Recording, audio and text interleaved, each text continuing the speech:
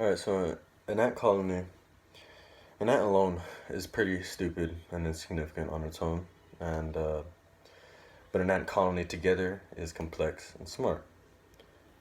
This phenomenon is called emergence. So emergence is complexity arising from simplicity. Another example would be like our university that we attend to. It wouldn't be significant if you know it wouldn't be a university if the students or the faculty and staff or the professors didn't exist on it, because it would be pointless to get an education at college. It wouldn't be considered a college because of those missing factors. Um, it turns out that more of something is actually a completely different thing, and the more students you got, you change to. There's different types of colleges. There's D1, there's D2, there's there's junior colleges. The smaller they are, there's private ones such as ours. Um, it just depends on the size and how many people go there, and the quality of education. Um, and Emergence.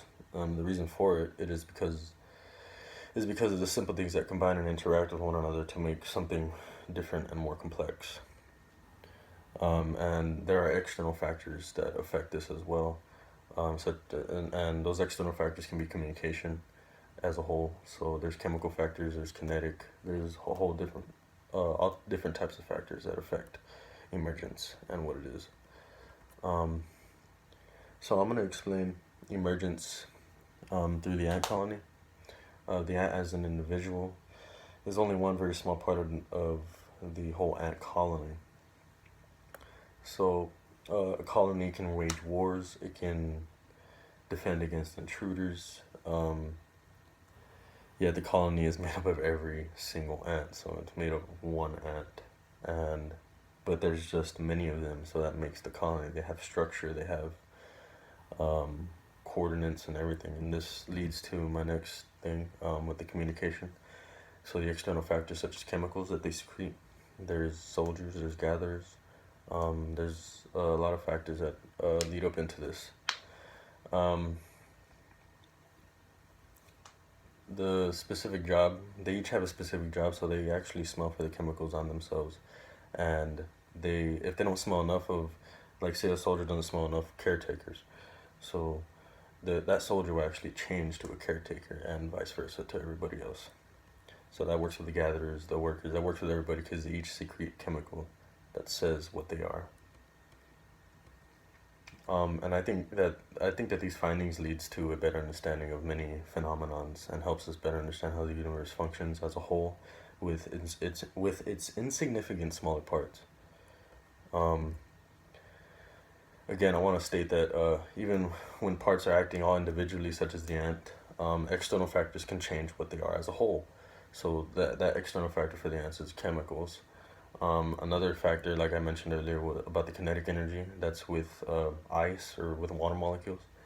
Um, the kinetic energy with ice, the water molecules actually don't move around as much. It's not because the water molecules are stickier, it's because they don't move around as much. And whenever it gets hotter, the water molecules move a lot more, so the kinetic energy is higher.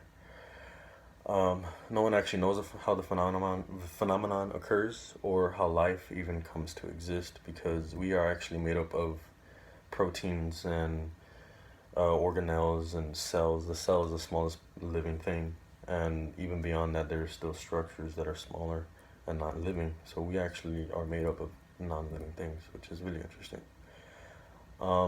And I just want to make a shout out to my works cited, Kurt's Gazette. It's a very good educational video on a YouTube channel. And I also want to make a shout out to John Rainey. He states that in the Quantum magazine that, what is it? He states that these wholes are indeed greater than the sum of its parts.